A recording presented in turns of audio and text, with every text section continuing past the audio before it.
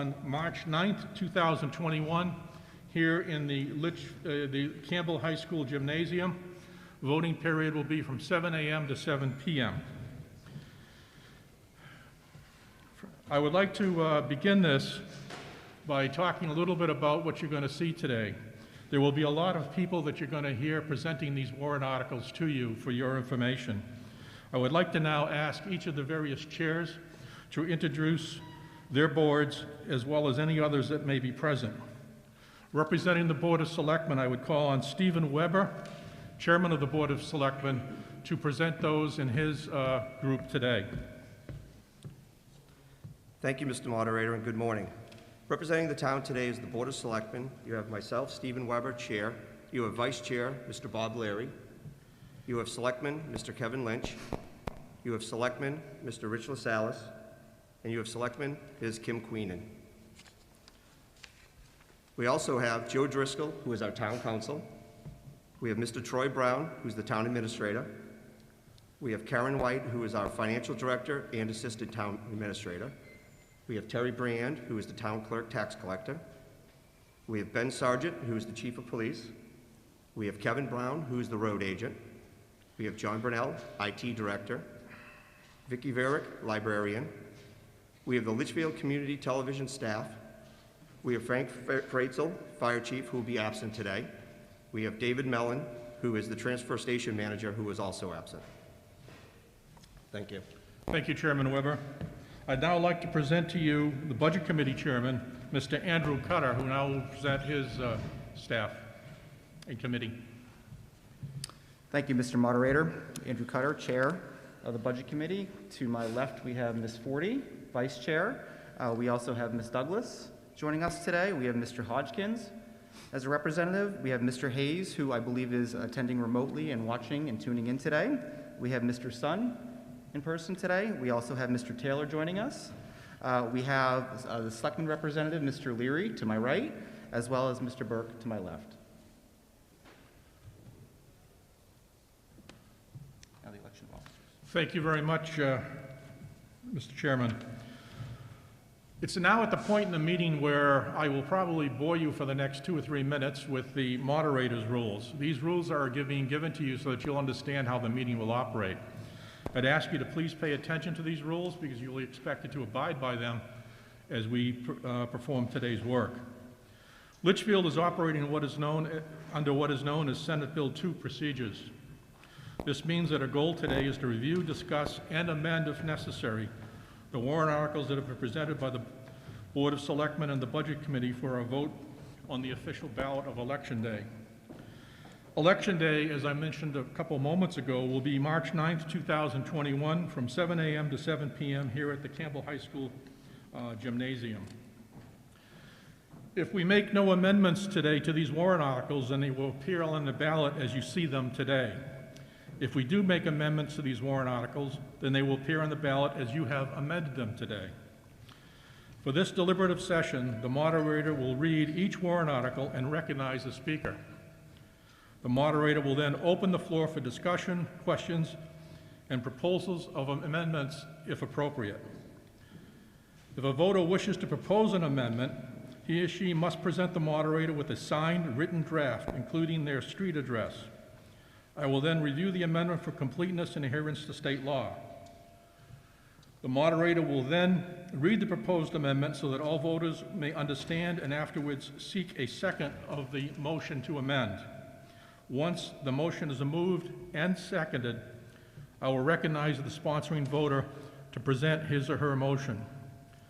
It is contrary to the rules of procedure to discuss a motion before it is properly moved.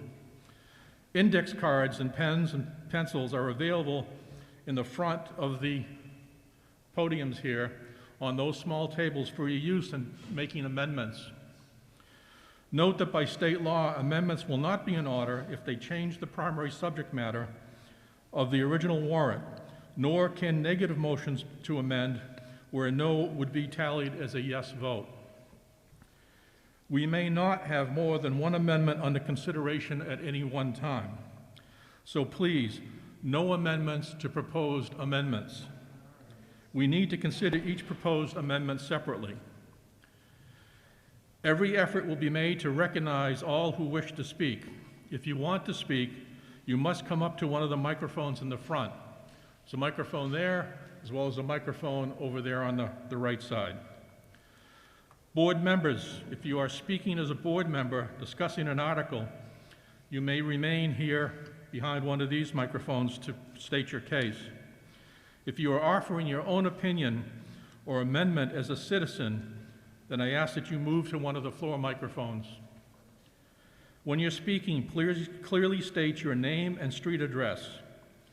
This information aids the moderator as well as the clerk, Terry Briand, who's sitting here to my right, in terms of taking minutes of our deliberations. Any motions to end debate must be made immediately upon a voter arriving at the microphone after stating your name and address, and is not required to be in writing. The moderator will seek a second to the motion, and then we'll put the motion to a vote.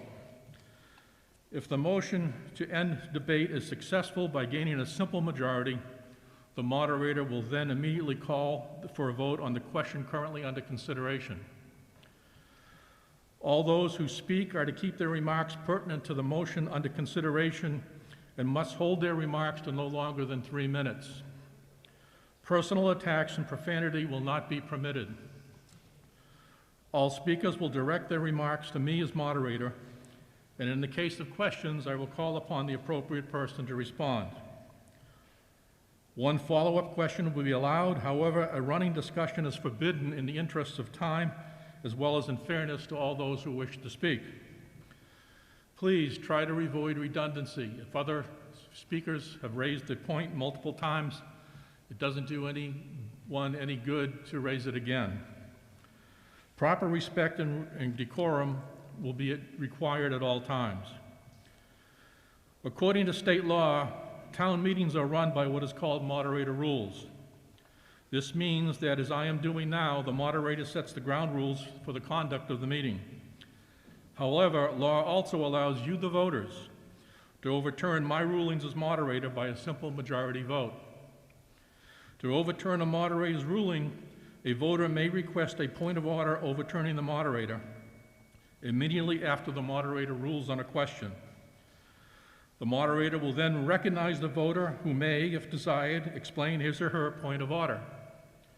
The moderator will then poll the voters, and if a majority agrees with the voter, then the moderator's ruling will be overturned.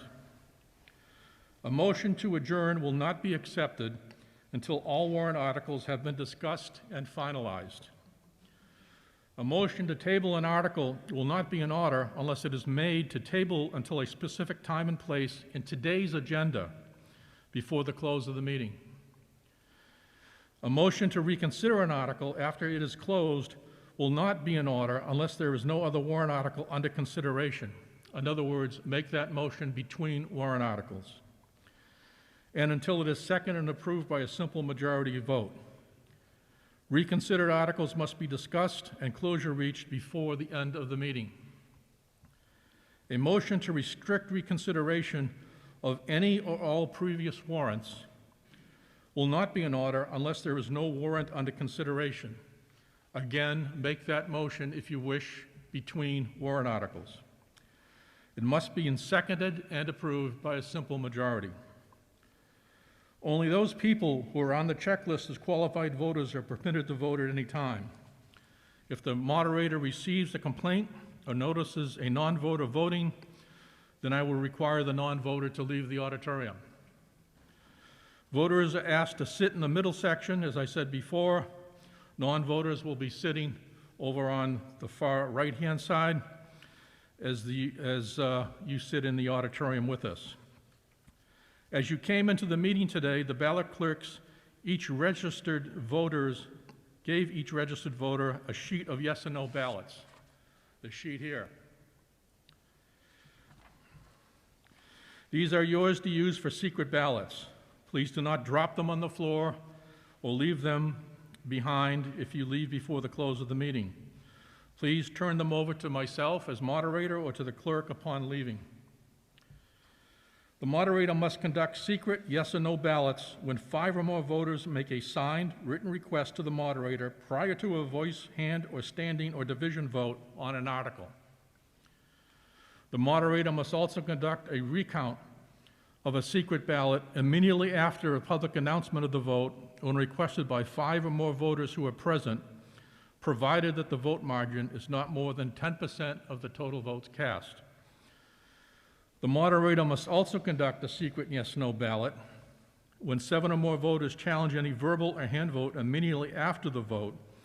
Result is declared by the moderator and before any other business has begun. This challenge can be made verbally or in writing. Remember that under Senate Bill 2, Town Government, you have a secret ballot vote on each warrant article that comes to you on Election Day. Approval of all warrant articles amendments at the deliberative session shall be by simple majority. We're getting to the end, don't worry. A voice vote will be the primary method of voting. If the moderator cannot distinguish a clear majority with a voice vote, then a vote by standing or raising of hands will be taken. Over the course of the meeting, there will be many opportunities to use acronyms. I ask, however, that board and committee members who discuss an article refrain from using acronyms. It is unfair to assume that everybody knows what any of these acronyms mean. For example, throughout today, you may hear reference to the acronym RSA. This refers to Revised Statutes Annotated, or simply the New Hampshire state laws.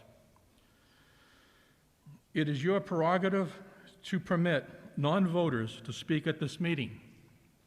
It has been customary to allow employees, council, and non-registered residents to speak at these meetings. If it is your wish to do so, please signify by saying aye. Aye. If you are opposed, please say no. The ayes have it. So now let us begin the business portion of the meeting. Article 1, Election of Officers. For this coming election, we have the following. Selectmen, 1 position for a 3-year term. Selectmen, 1 position for a 2-year term. Budget Committee, 2 positions for a 3-year term. Budget Committee, 1 position for a 2-year term. Cemetery Trustee, 1 position for a 3-year term. Library Trustee, 1 position, a 3-year term. Town Moderator, 1 position for a 3-year term. And Trustees of Trust Funds, 1 position for a 3-year term. Please note that this article is not amendable. If you have questions, I'm willing to take the questions now. Hearing none, then this article will appear as written on the ballots of March 9th. Article 2, Zoning Amendment Number 1. Are you in favor of the adoption of Zoning Amendment Number 1 as proposed by the Planning Board for the Town of Litchfield zoning ordinance as follows? To amend Section 575, Conservation Open Space Development, to clarify intended uses and ownership of open space within conservation open space developments. This is recommended by the Planning Board by a vote of 5-0-0. I recognize, in speaking to the article today, Mr. Michael Croto, Planning Board Chairman.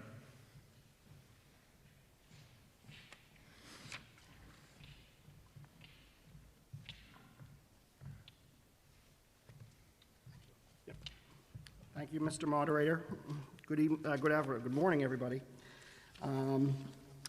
So this amendment is intended to clarify the Conservation Open Space Development Ordinance so that it can be in ways that can be used for open space and owned and managed as open space.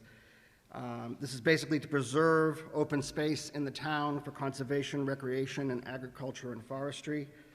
And it would basically the reason that this is being brought forward is that the Planning Board took a look at the ordinance and tried to eliminate the use of different terms that basically have the same meaning in that ordinance. There are no changes that are proposed to permitted uses, density or dimensional requirements. I will make note that this article is not amendable, but if there are questions, please indicate that you wish to ask, and we will answer them. Hearing none, then this article will appear on the ballot of March 9th as written. Article number 3, zoning amendment number 2. Are you in favor of the adoption of zoning amendment number 2 as proposed by the planning board for the town of Litchfield zoning ordinances as follows? To amend section 507, accessory dwelling units, to permit detached accessory dwelling units as a conditional use subject to planning board approval. This is recommended by the planning board by a vote of 5-0. I will again state this is not amendable, but if you have questions after the presentation of Mr. Michael Croto, planning board chair, please come forward to ask. Mr. Croto. Thank you, Mr. Moderator. So this has to do with the accessory dwelling units zoning ordinance. We have accessory dwelling units ordinance in town already in place for attached accessory ADUs. This particular article deals with ADUs that are not attached or undetached ADUs.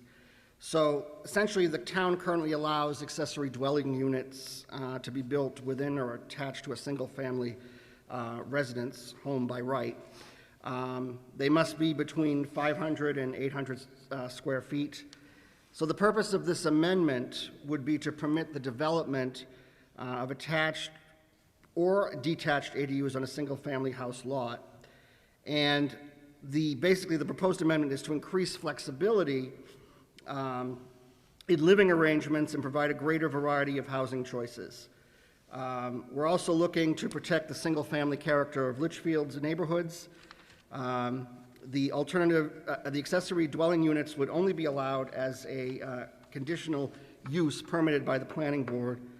And the proposed ordinance contains requirements intended to ensure that those detached ADUs are designed to protect the neighborhood's character. Are there any questions or comments on this proposed zoning amendment? Hearing none, then, you will see the zoning amendment on the March 9th ballot as it has been submitted and written. Thank you, Mr. Moderator. Article number 4, operating budget. Shall the town vote to raise and appropriate as an operating budget, not including appropriations by special warrant articles and other appropriations voted separately, the amount set forth in the budget posted with the warrant or as amended at the vote of the first session for the purposes set forth therein, totaling $7,203,793.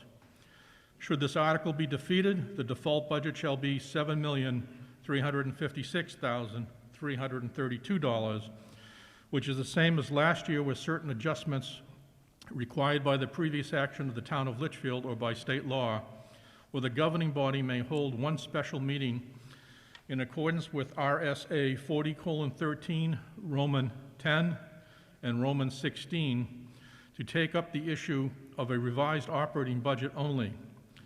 The estimated 2021 tax rate impact is 9 cents. This is recommended by the Board of Selectmen by a vote of 4-0-0. It is also recommended by the Budget Committee by a vote of 7-1-0. I will advise you that this article is amendable, but because state law specifies the form of this article, you can only amend the dollar amount for the budget request. With that said, I will now recognize Mr. Andrew Cutter, Budget Committee Chairman, to present this warrant article. Thank you, Mr. Moderator. So, as is typical with the Budget Committee process, we did meet throughout the month of October, in which we both reviewed the town budgets in great detail, as well as actioned and voted on the town budgets. And that happened over a series of 5 meetings. Interestingly, the Board of Selectmen took a little bit different of an approach going into this year's budget cycle. We actually started off with a zero-based budgeting model, and essentially all department heads were challenged to come back to the board and evaluate the true needs across the various departments, starting from the bottom up. A little bit different of an approach, certainly for this period and this budget year. Some things were uncovered as savings. Certainly, other departments had a little bit of a challenge, just given the nature of those departments themselves. Also, many in town recognize the fact that we do have a tax cap on the town side of the budget. And at last year's town meeting, the community approved the purchase of 150,000, or actually it was almost 700,000 if I recall, communication equipment. That actually took impact in this current year's budget.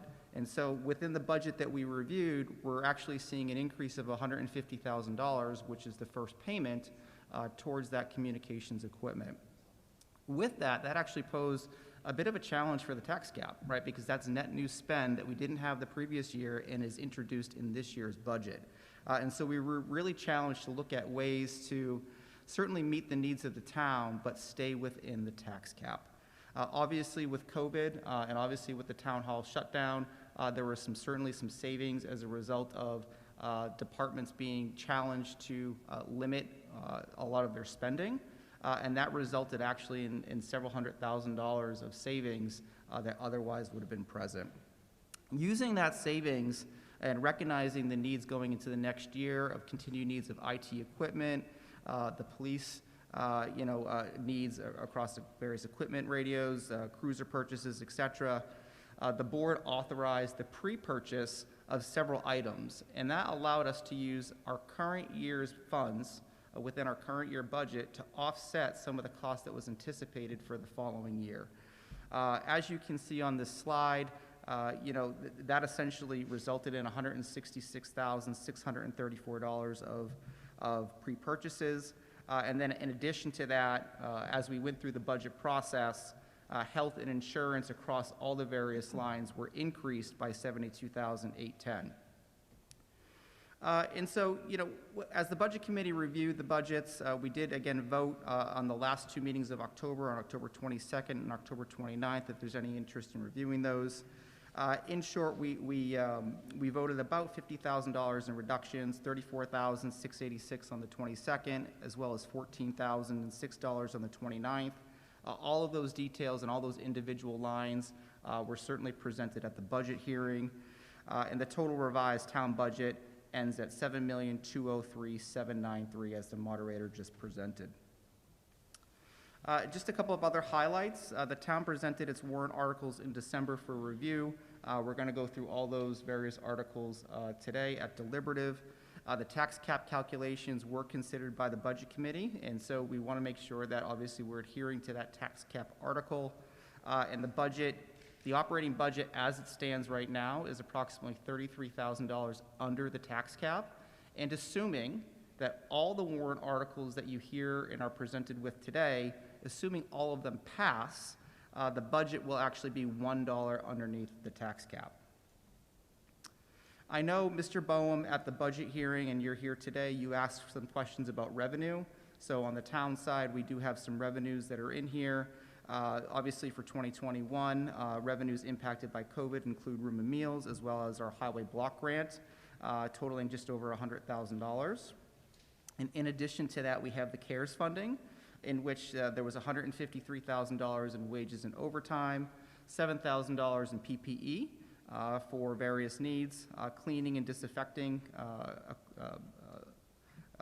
totaled about $5,000, and you see some others here on screen, including technology and solid waste. So the total across CARES and COVID grant funding ended at just over $200,000. Okay. I don't know, Mr. Brown, did you have anything to add on the revenues today? Okay. Are you all set? Yeah, are there any questions on the budget as presented? Are there questions or amendments to this warrant article? Please come forward and use one of the microphones. If you want to use that microphone over there, go ahead. I would ask you to please state your name and address. Rich DeVoe, 549 Charles Bancroft Highway. I'm wondering why the insurance cost went up so much. You said a $72,000 increase? So that's benefits and insurance, including retirement costs, etc. Insurance goes up every year, and when we review the budget in October, we often don't know what the next year's new rates will be. And so typically, as we go through the budget process, somewhere in the late October, November timeframe, there's typically an adjustment to that. And so, unfortunately, it's because of the retirement system and just insurance costs increasing year over year. We're seeing that both on the town as well as the school side, as we presented with later today. Do they go around to, like, different agencies to try to find? I don't know. I mean, you know, maybe Mr. Brown, I'll defer to you here if you want to touch upon the insurance and benefits. Is there somebody from the board's selectmen or their administrative assistant who wishes to address this question? If so, please come to the microphone.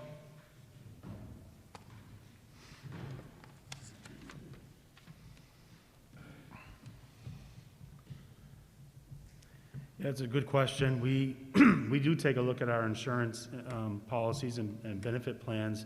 In fact, we saw double-digit increases about 3 years ago. We were seeing it consistently back and back.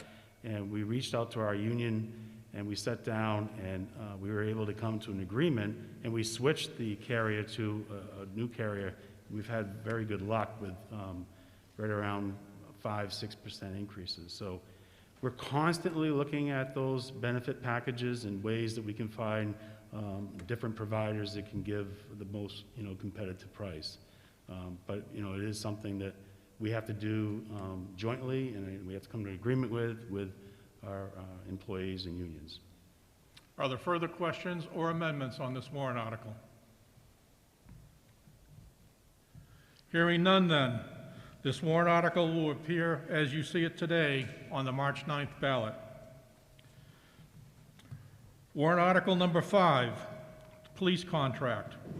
Shall the town vote to approve the cost items for wage and related costs that have been included in the collective bargaining agreement reached between the town of Litchfield and Council 93 of the American Federation of State, County, and Municipal Employees, which provides for the following increase in wages and benefits at the current staffing level, and further to raise and appropriate the sum of $11,803 for the current fiscal year.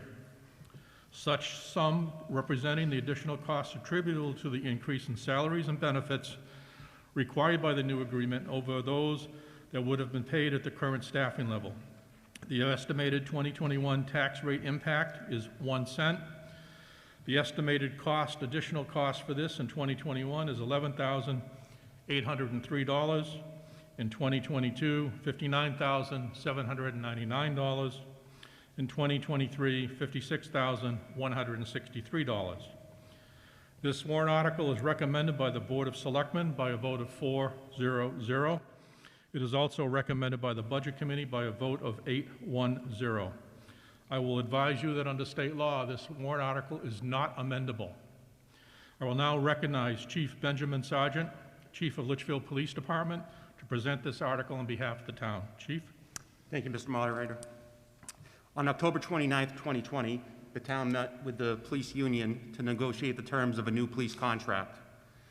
The police union is made up of all of our full-time police officers, excluding the chief of police and the captain, our permanent part-time officers, and our full-time dispatchers.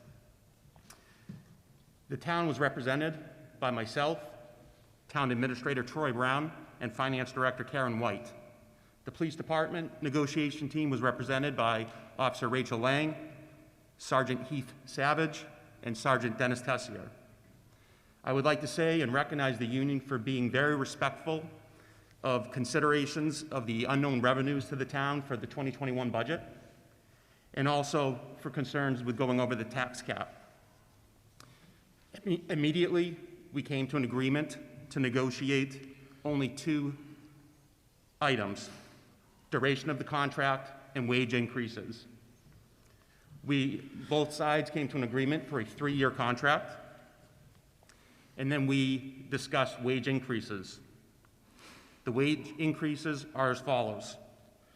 On October 1st of 2021, the union would receive a 3% wage increase. The October 1st date was selected to limit the impact for the 2021 budget. On July 1st of 2022, the police union would receive a 3% wage increase. And lastly, on July 1st of 2023, the union will receive 2.5% wage increase. I would just tell you that the tone in the negotiations was respectful, it was thoughtful, and I was honored to be a part, to represent the town, and I was proud of how the police union handled themselves and considered the concerns that we had moving forward. Thank you. Are there questions concerning this warrant article? If so, please indicate that you have a question and come down to the microphone. Seeing as there's no questions, thank you very much, Chief. This warrant article will appear as it's written on the March 9th ballot. Thank you. Article number 6, Human Services and Health Agencies. Shall the town vote to raise and appropriate the sum of $21,255 to support human services and health agencies provided services to the town of Litchfield? Estimated 2021 tax rate impact is 2 cents. This is recommended by the Board of Selectmen by a vote of 4-0-0 and is recommended by the Budget Committee by a vote of 8-1-0. This article is amendable, and I will now call upon Chairman Stephen J. Weber, Chairman of the Board of Selectmen, to present this on behalf of the town. Thank you, Mr. Moderator, and good morning again.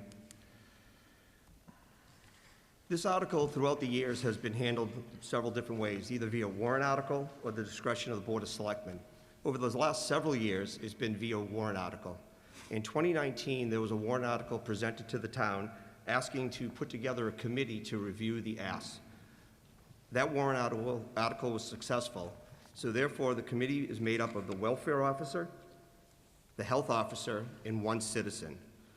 The role of this committee is to look at all the asks from different agencies, find out which ones actually give services to the town of Litchfield, and from that they have a basis of what they want to allocate for funds. That will come before the Board of Selectmen for approval. As you can see, the recommendation on the slide for the 2021 funding recommendations is Big Brothers and Big Sisters in the sum of $500, home care and hospice for $6,500, Meals on Wheels for $1,955, Bridges for $1,000, Nashua Mental Health for $2,000, Lamprey Health Care for $800, CASA for $500, Red Cross for $2,500, United Way 211 for $500, and Family Promises for $5,000. This brings up to the total sum that we're asking on this warrant article of $21,255. Are there any questions? Are there questions or amendment to this warrant article? If so, please indicate and come down to the microphone. Seeing as there are no questions or amendments being offered, this warrant article will appear as written on the March 9th ballot. Thank you, Mr. Moderator. Warrant article number 7, road improvements. Shall the town vote to raise and appropriate the sum of $100,000 for the purpose of road improvement projects? The sum to come from the unassigned fund balance and no amount to be raised from new taxation. The estimated 2021 tax rate impact will be 0. This is recommended by the Board of Selectmen by a vote of 4-0-0 and is recommended by the Budget Committee by a vote of 8-1-0. This warrant article is amendable, and I will now call upon Robert Leary, Vice Chairman of the Litchfield Board of Selectmen, to present this on behalf of the town.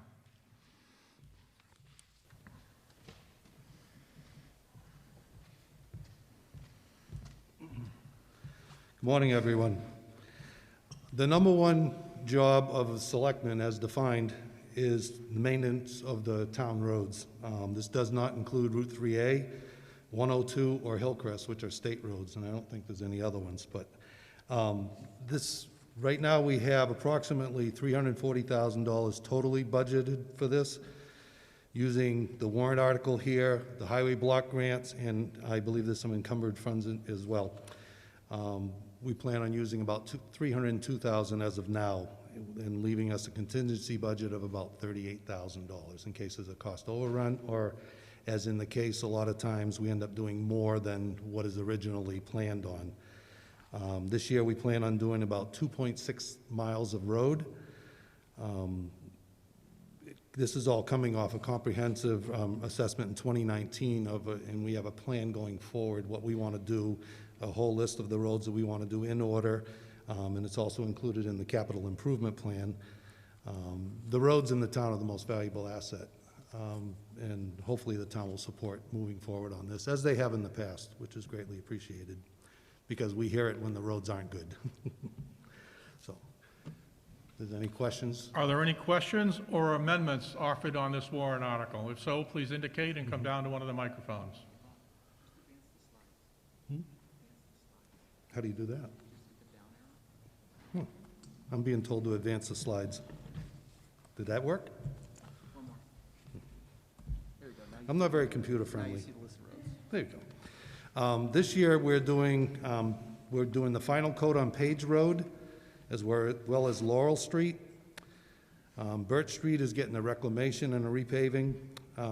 And then Pheasant and Sparrow Court, as well as Aaron Way and Cranberry Lane are also getting the overlays, which is the final coat. They have their base coats on, they'll just get the final coat, which will prolong the life of the roads.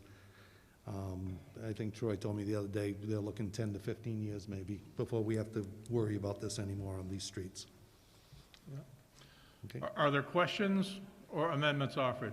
Ma'am, please state your name and address. I know in the past, this warrant article has been for 200,000. I'm wondering if you could speak to why it's only 100,000 this year? The town has always wanted to get it back to 200,000. It was reduced a few years ago. But we would like to get it back, but knowing now, especially this year with COVID, everything going on, revenues are down. The selectmen took a real tight approach to spending this year. We didn't want any spending that could be seen as excessive, okay? And everybody had to take a bite, so this is, okay? Follow-up questions? It's a different question. New this year is the phrase that no funding from new taxation. Would you be able to explain what it means when we're taking something from the fund balance and that there's no new taxation? That would imply there has been taxation. Yes. Yes. If it's no new taxation, that means at the bottom of any warrant article, it'll say 000 tax impact. That means the town already has the money. Either we've had an overage of projected revenues, or there's money left over in the budget and the town encumbers them and goes into an unassigned fund balance, and we use those monies to do things like this. Thank you. Good. Thank you. Welcome. Sir, your question? State your name again and address. Rich DeVoe, 549 Charles Bancroft Highway. Hey. Do you put out bids to have this work done to different contractors? Yes, we have in the past, and we have found that the company that we have used the last few years not only is the most competitive bid, but they generally end up doing a little bit more than what we ask them for and not charging the town. They do a lot of little extras for us. But yes, it has gone out to bid in the past, and we're very comfortable with who we have now. Who is it that you contract to? We have used Continental Paving, who's a local resident of this town, and they prioritize the town. They do our roads first in the year. It kind of gets them geared up for their season. You'll see them out there, and as soon as it's able to be paved, they'll be out there working. They've been very, very good to the town. Okay. Thank you. Further questions or amendments offered on this warrant article? Please come down to the front of the microphone. Hey, Ralph. Please state your name and address before you ask your question or offer amendment. Thank you. Ralph Bohm, 6 Gibson Drive. This is a question on this warrant article and the others that have no tax increase, but will it increase for the tax cap for next year? If it's no impact on the tax, that will not increase for next year. Okay, this is all coming from money we already have. We're not asking Right. for more money. But so, well, the 100,000 or whatever coming up will not be used for the tax cap for next year? No. Good, thank you. Very good. Are there further questions or amendments being offered on this warrant article?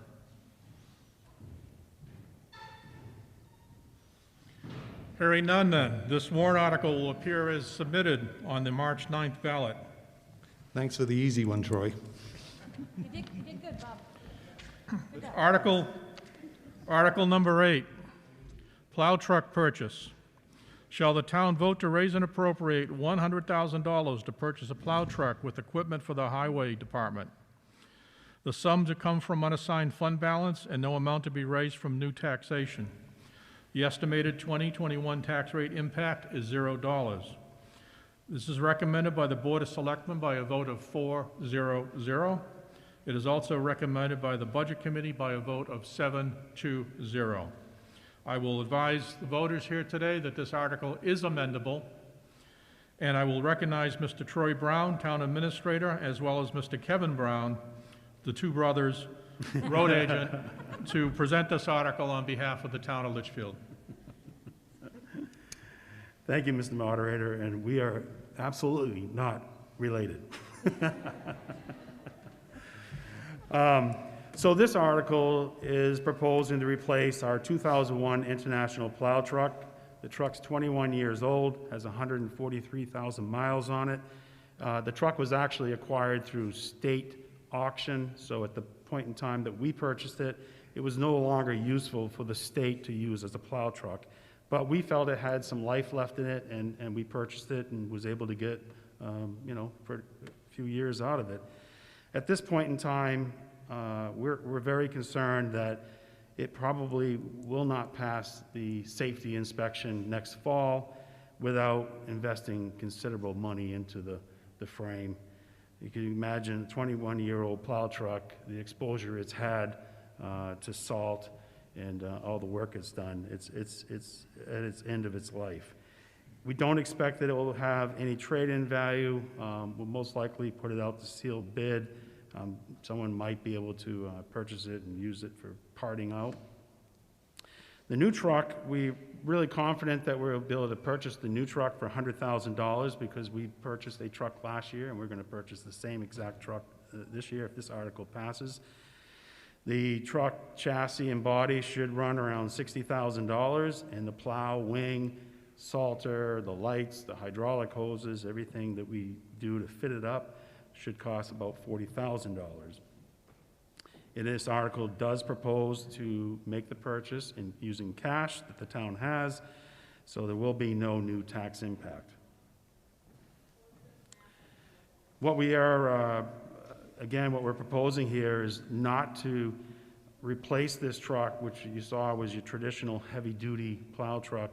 We're going to a medium-sized truck. It's a good example would be a Chevy 5500 or a Ford 600, which you might see some of the landscapers using those types of vehicles. It's a four-wheel drive vehicle. The benefit of this vehicle is that we still get a front plow, wing plow. We can still carry salt and sand material, but it does not require a commercial driver's license to operate the vehicle. The front plow is 10 feet, the wing is 9. When you're out there using the equipment, you're moving about 15 feet or clearing 15 feet of travelway. So much more effective than using a regular pickup truck, which you're only moving probably about 7.5 feet. The vehicle, as I said, we already have one vehicle that we purchased, and we've been able to use it these past storms. It's performing exactly how we expected it would. It's perfect for our narrow streets and cul-de-sacs. I'm not sure if you can see these pictures, but this is showing the new truck that we just purchased and the old one that would be retiring. Here's a not very good picture, but it moved on me, but there's a side view of its, the slide kind of moved around here, but that's a side view of the medium-sized truck. I won't get into the inventory that we have, but we have 9 pieces of equipment right now that we're using. The thing that we're really trying to do is get away from the pickup trucks. They're just not efficient. We're not able to carry any sand and salt material. And as I stated, when you have an 8-foot plow, 9-foot plow, When you're going down the travel way, we're not clearing the full width of the road. So not only do we have to go down the road maybe 2 or 3 times to actually push the snow completely off the road, at the same time, we're not able to apply the sand and salt.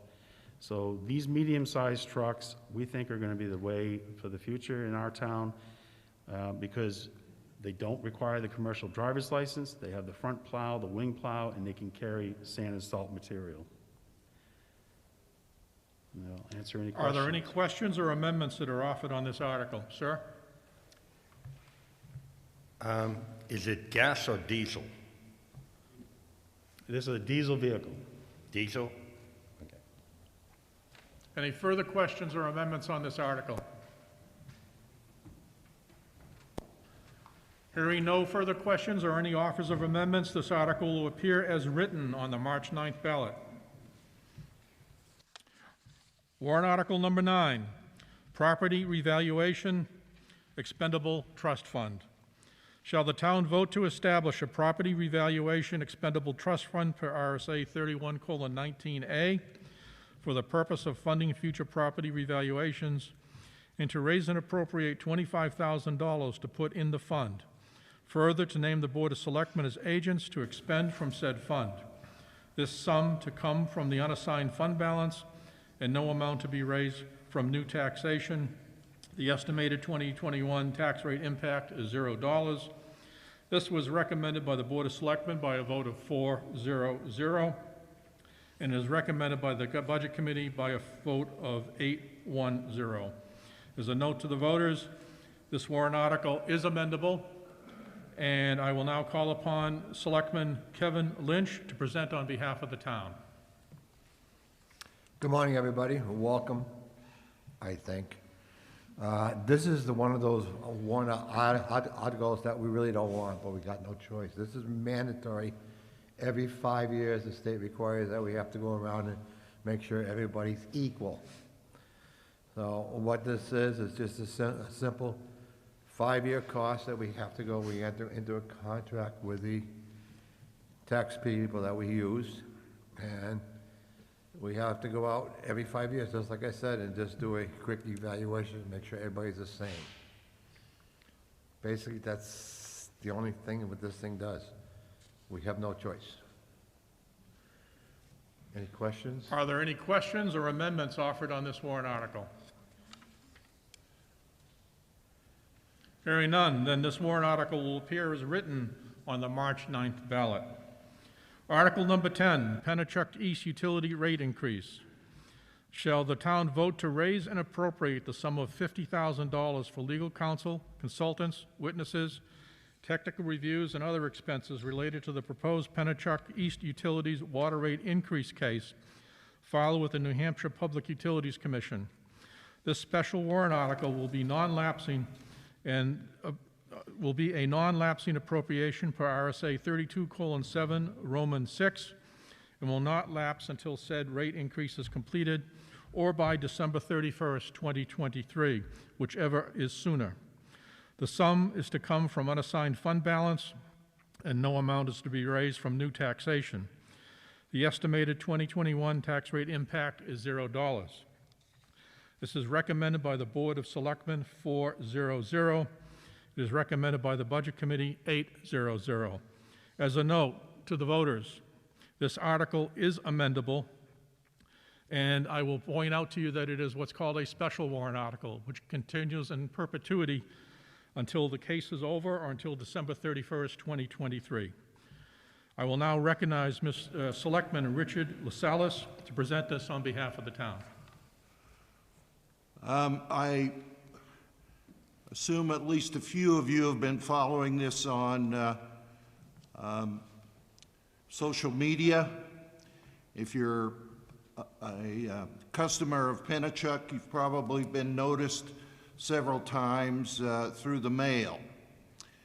But Pennichuck is our water supplier. They own the franchise here in Litchfield, and they have applied for a 21.05 rate increase.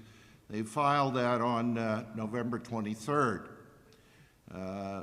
The tax rates would take effect late in this year or in early 2022. They last had a rate increase of 18.97, and 4 different towns, 3 other towns as well as ourselves, have joined in this. We need to understand that we have 3 different problems with water here in Litchfield. One is the contamination, the St. Gobain contamination of PFOA. Although this particular warrant article really doesn't have too much to do with that, it does, on the back end, have some impact. The second thing is the quality of the water. You may have seen and you may have experienced a discoloration of the water that you get out of your faucet.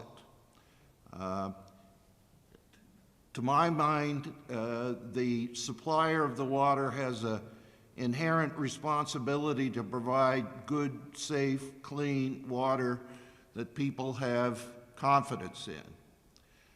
Although the rate increase doesn't really say anything about the water, it certainly has an impact. And the third thing is the cost of the water. And again, if you've been following this on social media, if you have personal experience, you understand that we're paying outlandish prices for our water already, not considering this impact. Thomas Jefferson said late in the 18th century, millions for defense, but not 1 cent for tribute. He was talking about the Barbary pirates. But all of you know when you're coming up against a utility like this, it takes money to fight it. And that's what we're asking for here today.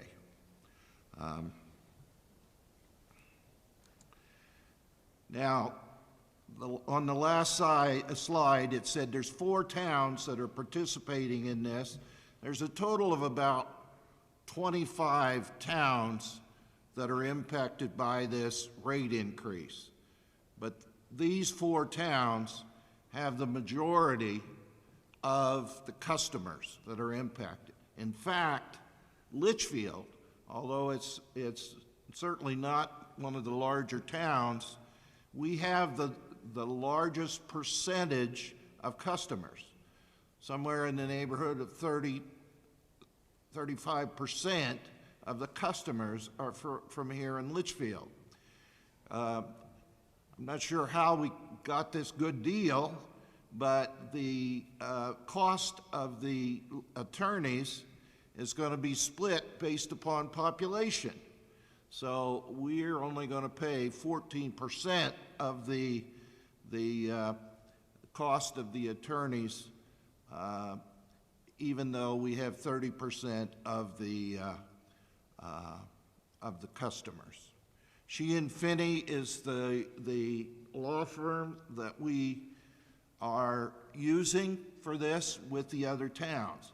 Now, we've also, as selectmen, talked about, because of the St. Gobain situation, and we had a different attorney that we used for that, a smaller firm, that we may, in fact, for Litchfield-specific problems that we have, we are probably going to tap into this other attorney that we used.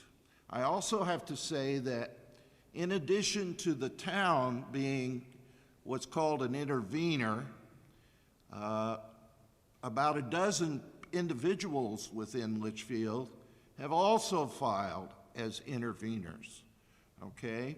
So I'm really happy with the way that the townspeople have joined together to fight this. I think it's an indication of the level of interest and the problem that people have with the way that Pennichuck is treating us. In addition to the rate increases that we pay, if you look on our budget, one of our largest line items is for fire hydrants. We currently pay almost, this says $508,000, $500,000 for fire hydrants in Litchfield. This rate increase is going to make that go up by about $100,000. So we're going to be spending $600,000 on fire hydrants. So, you know, that's just one part of this rate increase. Again, we're dealing with the PUC, the Public Utilities Commission, and we're dealing with Pennichuck with a multitude of lawyers on their side. So we're hoping that you folks will support this. Thank you very much. Are there questions or amendments being offered on this warrant article? Sir?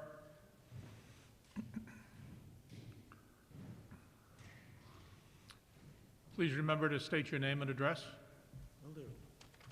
Good morning, William Barrett, 53 Pilgrim Drive. My question is about the percentages there. What do those 40, 24, 23, and 14, what do they represent? You mentioned 30% of Litchfield are customers, and the rate increase is 21%. So what do those four town percentages represent? I think he's up. No, I already did it. Okay. Oops, I'm sorry.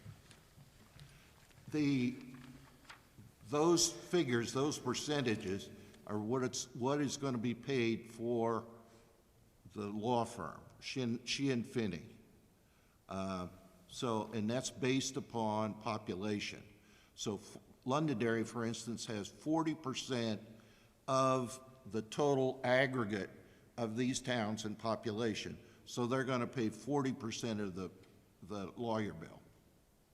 To 100, so the four towns are sharing the lawyer costs. Yes. At those percentages. Great.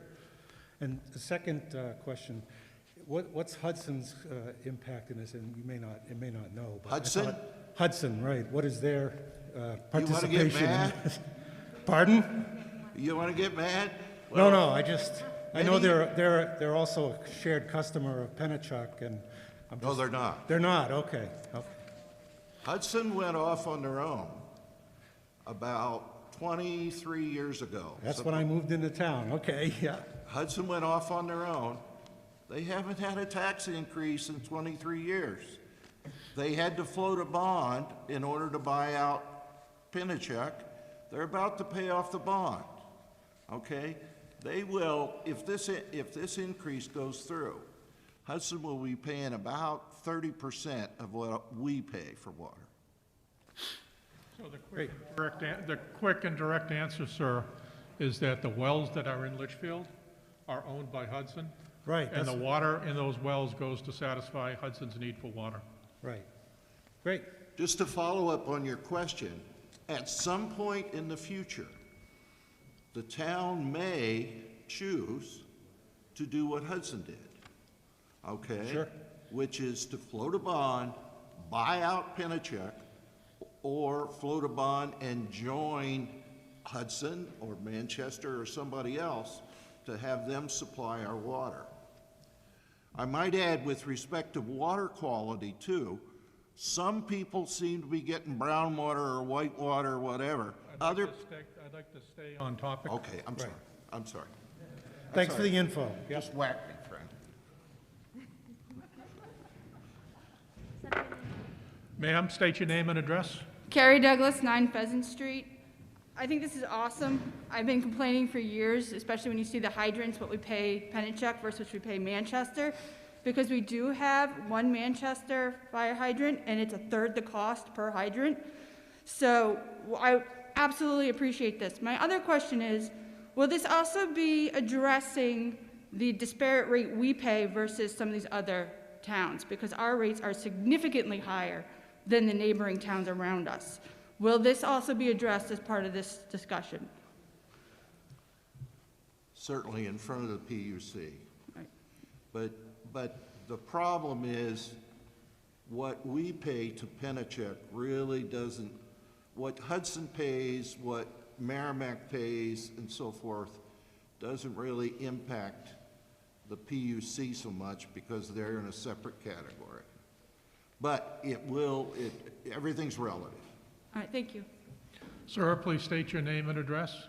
Rich DeVoe, 549 Charles Bancroft Highway. When will these increases actually go into effect? Will they go into effect before the case is finalized or after? That's an excellent question. They've asked for a temporary 15% rate increase. That's to supposedly eliminate some of the sticker shock when we finally get the 21%, okay? Not that 15% is not sticker shock also, but we anticipate this is going to drag on for at least a year and a half, okay? That's why this is non-lapsing. We don't know how long it's going to occur. Certainly, it's not going to be over in this fiscal year, all right? So it's going to go for at least a year and a half, maybe longer. But in answer to your question, they've asked the PUC for a 15% temporary increase, which would go into effect as soon as the PUC approves it. And the other question I have is, how much would it cost the town to float a bond to become more independent? Well, that would depend on how much the town's water system, the infrastructure. Sir, I think that's outside really the scope of this, because we're just talking right now on a warrant article to provide funding for legal defense. The estimated cost of any purchase is above and beyond anything that we even understand right now. When I say we, I mean the town. So there's really no good answer that could be given to that.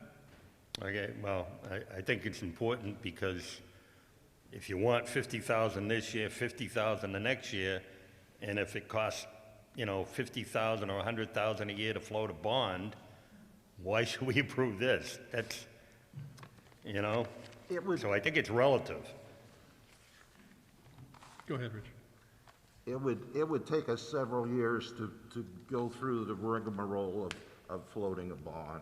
Okay. And we have to fight this today. That's a good question, but yes, it'll take us a long time to float a bond. Okay. Are there further questions or any amendments to be offered on this warrant article? Hearing none, then, this warrant article will appear as written on the March 9th ballot. Article number 11. Fire station bond proceeds. Shall the town vote to raise and appropriate the sum of $23,582 for the purpose of paying a portion of the 2021 fire station bond payment, and to authorize the withdrawal of that amount from the December 31, 2020 fund balance for this purpose. This amount will represent the interest earned on bond proceeds that was transferred to the general fund on or before December 31, 2020. The estimated 2021 tax rate impact is $0. This is recommended by the Board of Selectmen by a vote of 4-0-0. It is recommended by the Budget Committee by a vote of 9-0-0. This warrant article is amendable, and I now recognize Mr. Troy Brown, Town Administrator, to present this on behalf of the town. All right. Article 11, I like to classify it as a housekeeping article. As you all know, we had a bond to construct a new fire station. That project is done, and we have closed the bond out. During the process of getting that financing and holding on to the money, we actually earned interest on the monies. So that interest, at the end of the year, the selectmen and the town, we can't spend the interest towards the project. It actually lapses, it goes to the unassigned fund balance. So it can either stay there. The selectmen thought, if, you know, that it would be a good question to ask the taxpayers if you'd like to take that interest and apply it towards the 2021 bond payment this year. And so that's what this question is. If this article fails, the money is just going to stay in the unassigned fund balance, and, you know, until there's an article that talks about using those funds for some specific purpose. Are there any questions or amendments to be offered on this warrant article?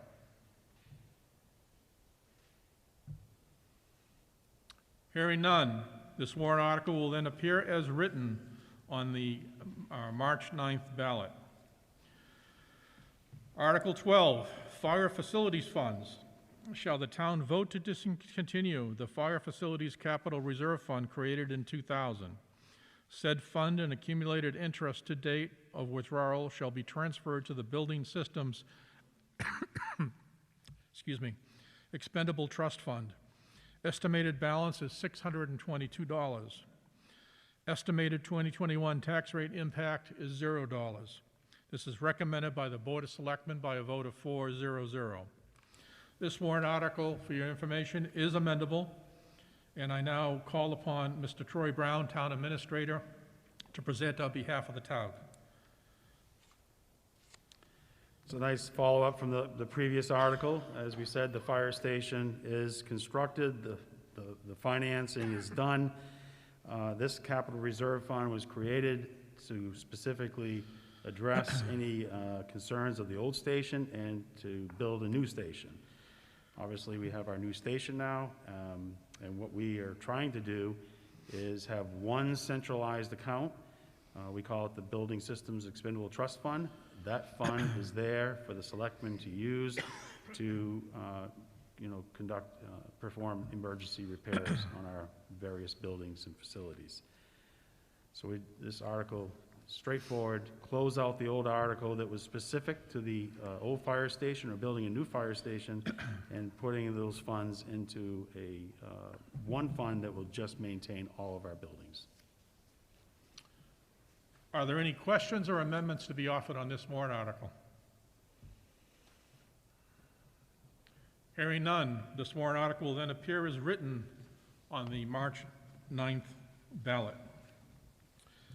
And last, Article 13, Solar Exemption. Shall the town adopt the provisions of RSA 72:61 through 64 inclusively, which provide for an optional property tax exemption for the property tax assessed value for persons owning real property which is equipped with solar energy systems intended for use at the immediate site. Such property tax exemptions shall be in the amount of the assessed value of the qualifying solar energy system equipment up to a maximum of $27,000. This exemption shall only be available to property owners who expend funds for the installation of such systems. Therefore, if the property is sold, the new owner shall not be eligible for this exemption. This is recommended by the Board of Selectmen by a vote of 3-1-0. This article is amendable. I would now call upon Kimberly M. Queenan, Selectwoman of the Board of Selectmen for the Town of Litchfield, to present this article. Thank you, Mr. Moderator. The definition of a solar energy systems. Solar energy system means a system which utilizes solar energy to heat or cool the interior of a building or to heat water for the use in a building, and which includes one or more collectors and a storage container. Solar energy system also means a system which provides electricity for a building by the use of photovoltaic panels. Paragraph 2, solar energy system means, in addition to the definition in paragraph 1, a system which utilizes solar energy to produce electricity for a building and includes photovoltaics, inverters, and storage. Systems may be off-grid or connected to the grid in a net-metered or group net-metered arrangement pursuant to RSA 362-A:9, or in a direct retail sale arrangement pursuant to RSA 362-A:2-A.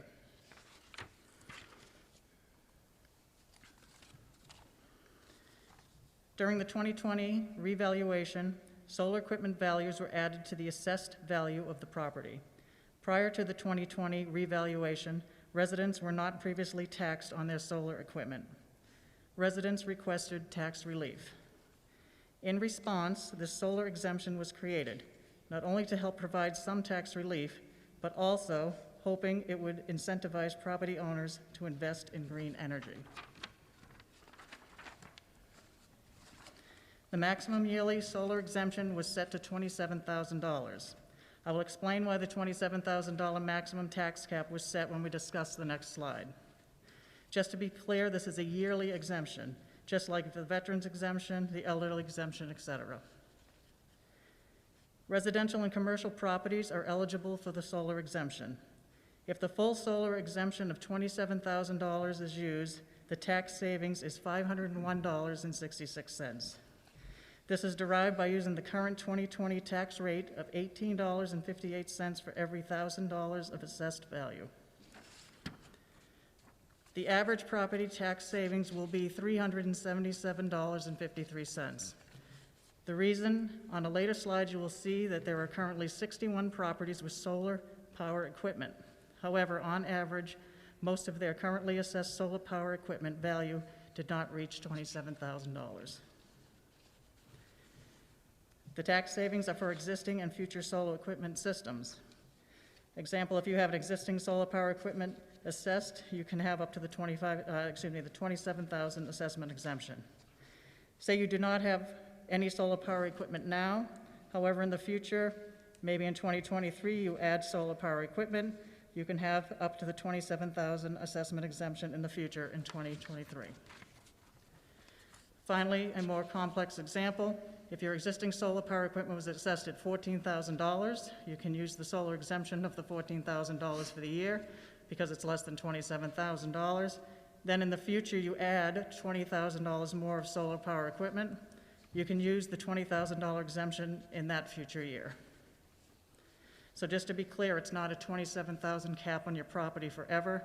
It's $27,000 cap for every year. The solar tax exemption is deducted from the property owner's assessed value. For example, if you have a property that is assessed at $500,000, of which $10,000 is solar, you will be assessed on, your property will be assessed for $490,000. If your $500,000 home has $27,000 of solar power assessment, you will be taxed on an assessed value of $473,000. If you have a $500,000 home and you have a $50,000 of that is assessed for solar, you will be assessed on $473,000 because the cap is $27,000. Why the $27,000 maximum exempt cap per year? The average Litchfield solar energy system is assessed at $20,319. That is, those with solar power equipment with an assessed value near the average will be 100% exempt because they are less than the $27,000 cap. Also, for fairness, the solar exemption was not intended for large revenue-producing systems. Example, large solar farms. Say you own a 3-acre property and you decide to put a large solar farm on one of the acres. Say you made a $100,000 investment to build the solar farm. Whether or not you're selling back to the electric company to get money or not isn't irrelevant, but the cost that you put in was $100,000. The burden of the assessed value of the solar power equipment, the entire $100,000, should not be absorbed by the taxpayer in 1 year. They can use up to the $27,000 cap only for the year. Another example would be a commercial system. Say a company moves to town, they might have a large building, they decide to put a new solar roof on the building, and they also create a system to produce electricity for the entire building. For example, they say it costs $175,000. Like before, the burden of the assessed value of the solar power equipment of the full $175,000, should not be absorbed by the taxpayer in 1 year. Again, they can use the $27,000 cap only for the year. So in closing, for fairness, it's that the $27,000 cap per year.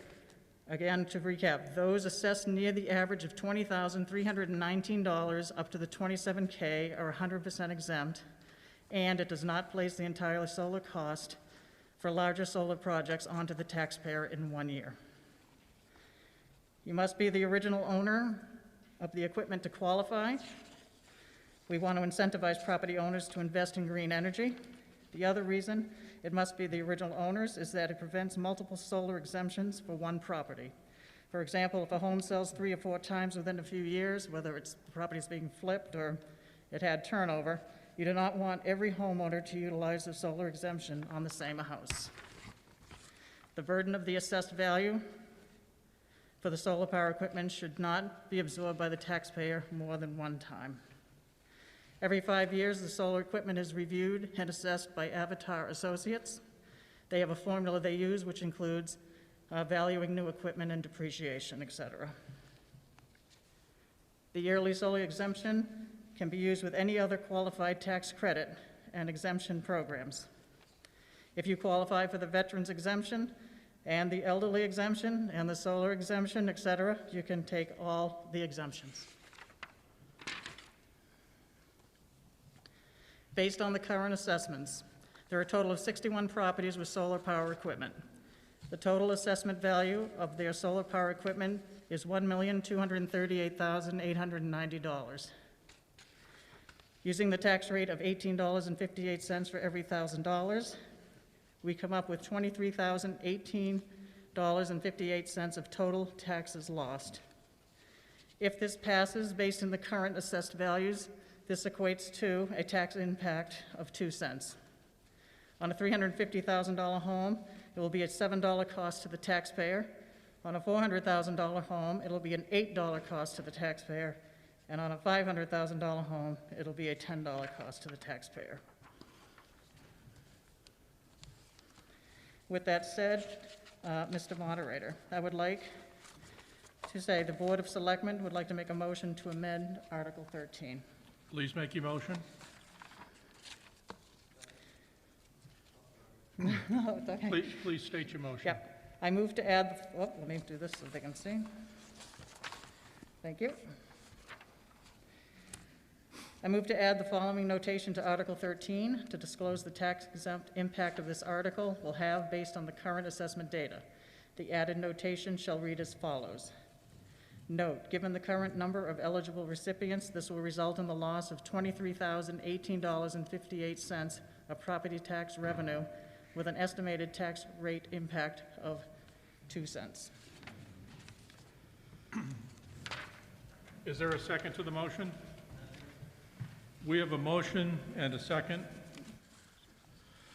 If you wish to present your motion or discuss your motion further, please state so right now. No, it was done for transparency. Okay. I will recognize anybody who wishes to speak. I will remind you that we are only at this point in time discussing the amendment to the warrant article. So any discussion further than the amendment to the warrant article is not germane. State your name, please.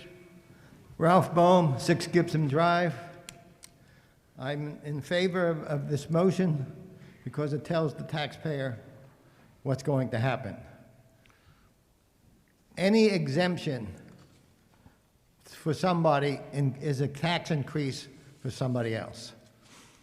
And that's something we have to be aware of. And not everybody in this town, a lot of us live in woods, cannot do the solar exemption without cutting down all our trees, which we don't want to do. So I'm all in favor of some, let the people know that's going to affect their tax rates. And this is just for those people that currently are solar. And there's a lot of open space housing in a lot of open spaces, which might entice people to put in solar, but doesn't benefit a lot of people that cannot do solar. So, and adding solar to a house increases its value. So to me, it's a non-issue because we're hurting ourselves. So, thank you. Okay, I will remind everyone again, we are here at present to only discuss the amendment to the warrant article. So any comments or questions for amending the warrant article outside of that would be non-germane. Sir, please state your name again. I want to discuss that, not... Okay, once we resolve the amendment, then what will happen is we will go back and we'll take further discussion on the amended or unamended main warrant article. Ma'am, please state your name and address. Hi, Tara Hirschberger, 3 Natticook Ave. Okay, so I understand the total taxes lost would be a little over 23,000, but what I would also like to understand is the dollar value of what the revaluation added in terms of solar equipment values. Do you see what I mean? I want to know by including the solar systems in the new revaluations, how much did the taxes go up? What was that portion that went up? Is it the 23,000? Is it 50,000 that is bringing new revenue to the town, and we're now proposing to subsidize half of that? Do you understand what I'm saying? Correct me if I'm wrong, Troy, but it's the $1,238,890 was the equipment costs, right? The assessed value of the equipment. That's what we cannot. So that's the assessed value, but that's not the, is that the new cost of what the taxpayers are paying because of the, so that would be the, so actually, if I interpret that, you're saying it's exactly the same. So you're saying, based on the new assessment values and the tax rate, the new amount without this credit that we would be getting to the town is 23,000 and change. Somebody's going to pay the 23,000. It's either going to be. So you've equalized it. So so there is a little disparity for me there then, because you're taking the average, right? The 20,000, the average. So if somebody paid that, I don't know, $30,000, you're averaging it out so that somebody maybe at the lower range is getting a higher benefit. Right. We set the cap at $27,000, yes. Okay, so in total, you're trying to give that completely back to them. Up to the $27,000. The new valuation. Yes, we're trying to give as many people as possible. Okay. All right, thank you, that helps to clarify. Yeah, without having a huge corporation have us try to pay the whole $175,000 for their burden. Are there further questions on this amendment? Hearing none then, are you ready for the question? The amendment will cause the warrant article to read as follows. Shall the town adopt the provisions of RSA 72:61 through 64 inclusively, which provide for an optional property tax exemption for the property's assessed value for persons owning real property which is equipped with solar energy systems intended for use at the immediate site? Such property tax exemption shall be in the amount of the assessed value of qualifying solar energy system equipment up to the maximum of $27,000. This exemption shall only be available to property owners who expend the funds for the installation of such systems. Therefore, if the property is sold, the new owner shall not be eligible for the exemption. And the amended portion will read, note, given the current number of eligible recipients, this will result in the loss of $23,018.58 of property tax revenue with an estimated tax rate impact of 2 cents. Are you ready for the question? All those in favor of this amendment, please say aye. Aye. All those opposed? The ayes have it. The warrant article is henceforth amended. Are there any other questions or amendments to the now amended warrant article? Sir, please state your name. Charles Bancroft Highway. How would you go about to eliminate this from the appropriations? Amend it to 0. Well, you're asking how it could be amended. You could amend the amount of I mean, eliminating the whole article. well, you technically, I don't believe we can eliminate the whole article. I'll have to speak to council on that. But technically, you could take and remove the equipment to a, basically give a 0% exemption. Okay. Let me speak with council a moment.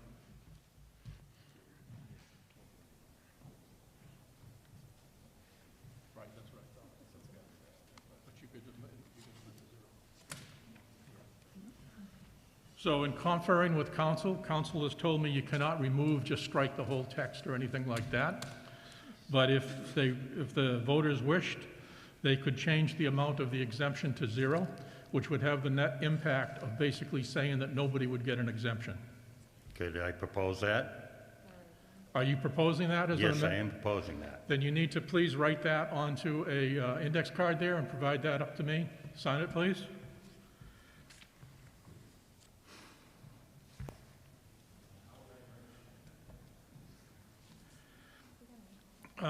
Just write on there, proposed exemption equal to $0. That'll be fine. What we need to do is have the ability to go back and understand what your intention was.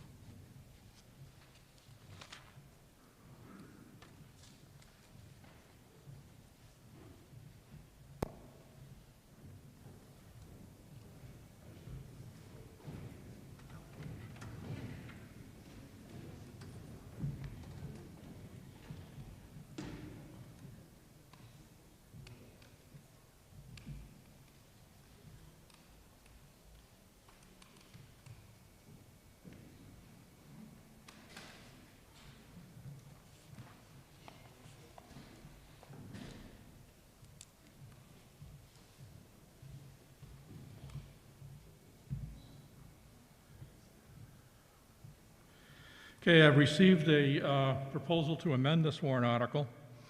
The proposed amendment to this article would read as follows, or would cause the article to be read as follows. Solar exemption. Shall the town adopt the provisions of RSA 72:61 through 64 inclusively, which provides for an optional property tax exemption from the property assessed value for persons owning real property, which is equipped with solar energy systems intended for use at the immediate site.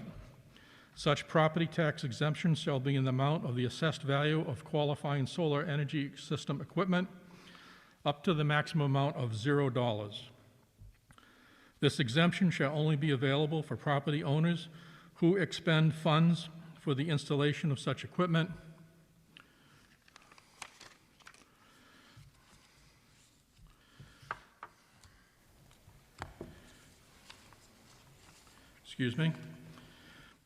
For the installation of such systems.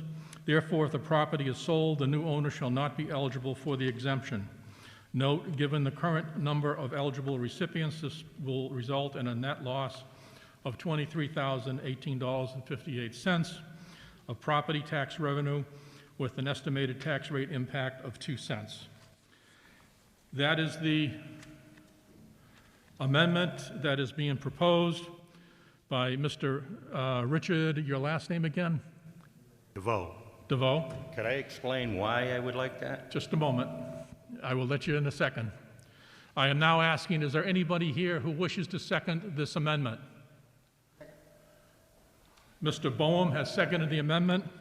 Mr. DeVoe, please go ahead and proceed with explaining your proposed amendment. Well, the reason I'm proposing this is you're giving a small number of individuals a tax cut, basically, where the rest of us would have to make up that burden for them. And they're already, if they're investing all this money into putting solar on their house, they've already increased the value of their property when they go to sell it. So they're already getting a benefit down the road. And to give them an additional benefit of a tax cut every year on top of that, not just a one-time shot deal, I think is unfair to the rest of the taxpayers in this town. We're paying their burden, and they've gotten the benefit. That's it. Are there any further discussion points? Mr. Ralph Baum? Bohm, 6 Gibson Drive, and like I said, this would be nice if everybody in town, or the majority of the people in town, could put in solar. Most of us can't. We live in woods. We're surrounded by trees. So this is only help, a small percentage of people in town. And like was said, this increases, putting solar in your house increases the value of your house. By giving people an exemption, any exemption for anything increases the property tax for everybody else that does not get the exemption. So it is not fair. One of the problems I have with the amendment should also include removing the motion that we already did. No, thank you. Ma'am, please state your name and address. Yep, Betty Vaughn, 19 Stark Lane. My opinion is just that, it's on there for a reason to see if people are interested in it, and some people might not mind paying 2 cents on the dollar to help some other people out who have gotten solar on their property. So it gives people an opportunity to decide, not just one person because he doesn't like the idea. Are there any further questions or comments on this amendment? Hi, William Barrett, 53 Pilgrim Drive. I just want to make an opinion statement, like my colleague here. There are other exemptions in town, veterans and/or age exemptions that are eligible. Not all of us are of those. We don't get the benefit as non-veterans or being not of an age. So, yeah, I'm all set with. I'm happy to contribute to, my portion of the tax to support folks that would get this benefit. Thank you. Are there further comments on this proposed amendment?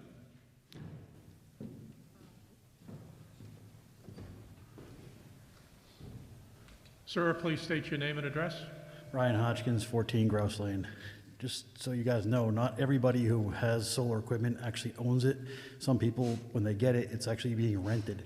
So it may cause an increase in their property value, but in order to sell your house, the people buying it have to actually agree to put that or keep that solar equipment on the house, or and agree to the agreement that they had with the other solar company. So just because somebody wants a discount on their electric bill by putting solar on there, doesn't mean they actually own the equipment. Thank you. Are there further comments or questions? Sir? In the article, I don't believe it gives you an exemption if you're renting the equipment. Is that correct? I need Troy to answer that on the assessment. 1 second, please.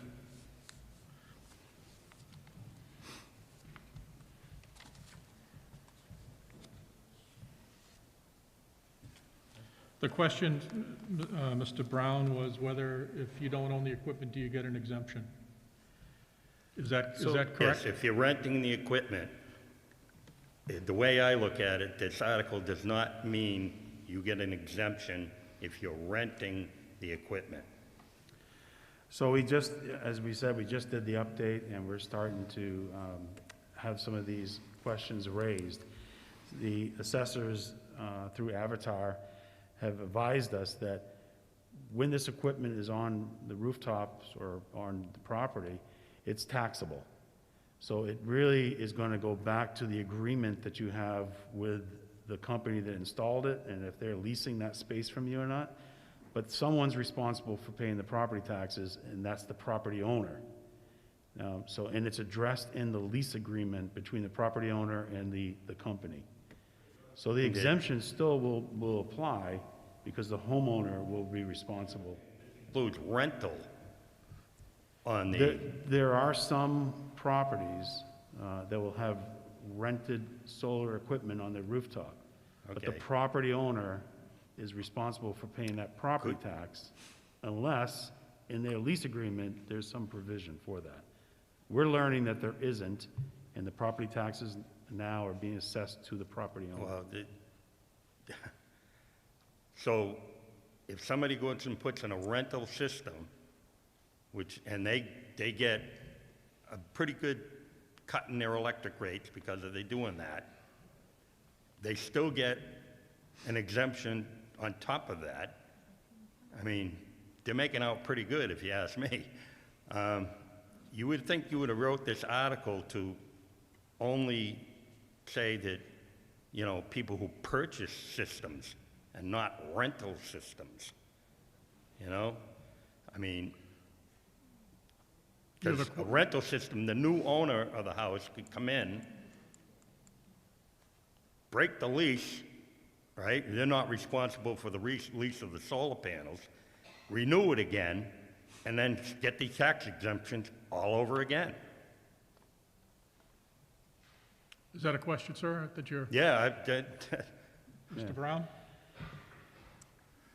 All I can respond to is that when this equipment is installed on property, it's taxable. The property owner is going to be responsible for paying that property tax unless they have an agreement with the leasing company. Okay, but is it not right that you're saying only the initial property owner gets the tax break, correct? That's the way this is written. It's the, okay. Now, if that initial owner sells the home, all right, they're not responsible for the lease of the solar panels from the last owner.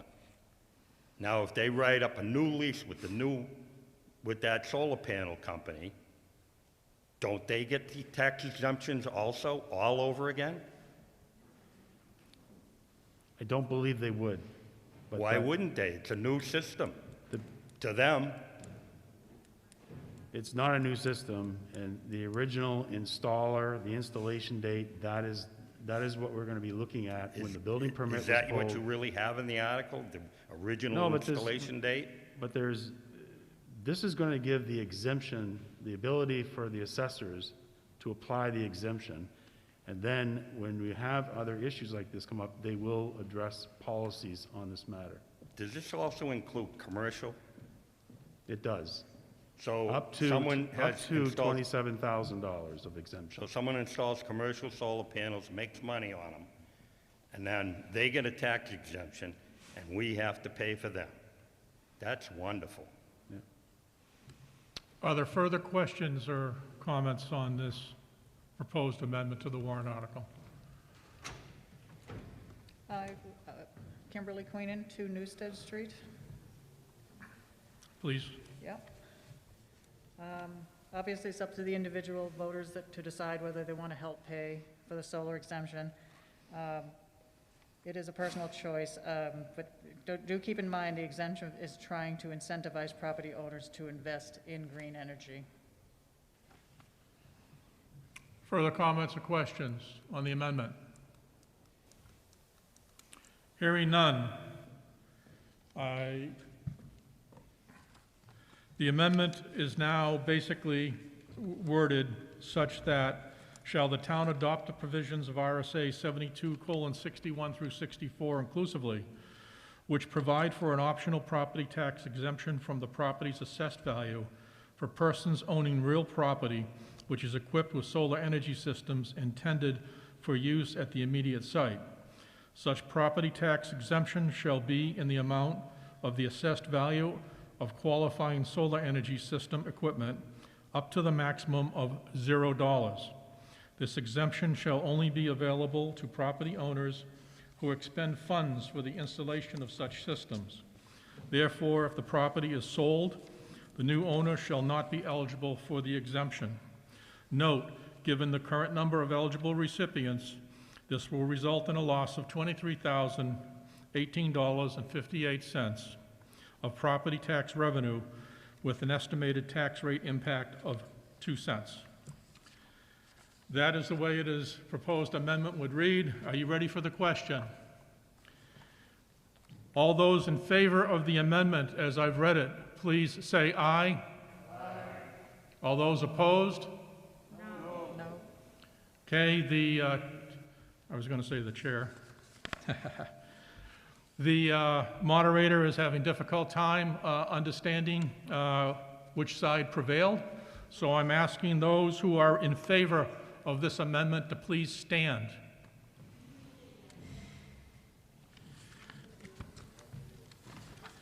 So read it again. You can sit down for a second. I'll wait until the article to be amended would read as follows. Shall the town adopt the provisions of RSA 72:61 through 64 inclusively, which provide for an optional tax exemption from the property's assessed value for persons owning real property which is equipped with solar energy systems intended for use at the immediate site. Such property tax exemptions shall be in the amount of the assessed value of qualifying solar energy system equipment up to the maximum of $0. This exemption shall only be available to property owners who expend funds for the installation of such systems. Therefore, if the property is sold, the new owner shall not be eligible for the exemption. Note, given the current number of eligible recipients, this will result in a loss of $23,018.58 of property tax revenue with an estimated tax rate impact of 2 cents. All those who are in favor of this amendment, please stand. 1, 2, 3, 4, 5, 6, 7. We have 7.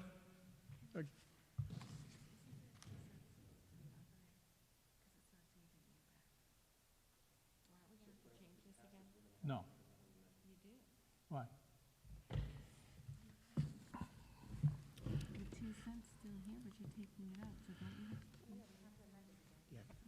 No. All those against this warrant article, please stand. 1, 2, 3, 4, 5, 6, 7, 8, 9, 10, 11, 12, 13, 14. The motion fails by a vote of 7 yeas, 14 nays.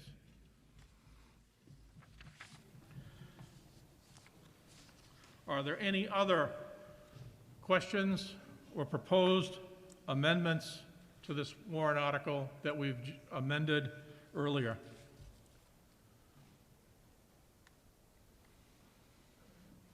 Hearing none, then, this warrant article will appear on the ballot of March 9th as you have amended it today.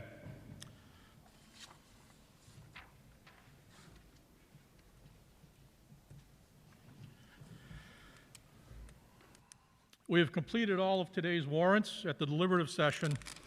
Please remember that voting will occur on March 9th, 2021, from 7 a.m. to 7 p.m. at the Campbell High School Gymnasium here. I'd also remind you that later today, the school deliberative session will commence right here at 1 p.m. Is there any other business to come before the meeting? Hearing none, please remember to turn in your pink ballot sheets to the clerk, the moderator, or leave them in the chairs up front here before you leave. Hearing no further requests for business, I will now accept a motion to adjourn. Who made the motion to adjourn? Do you have her name? Is there a second to the motion to adjourn? Andrew Cutter. All those in favor of adjourning, please say aye. Aye. Opposed? This meeting is now closed at 11:46 a.m. Thank you for coming today, and hopefully I'll see you at 1 o'clock.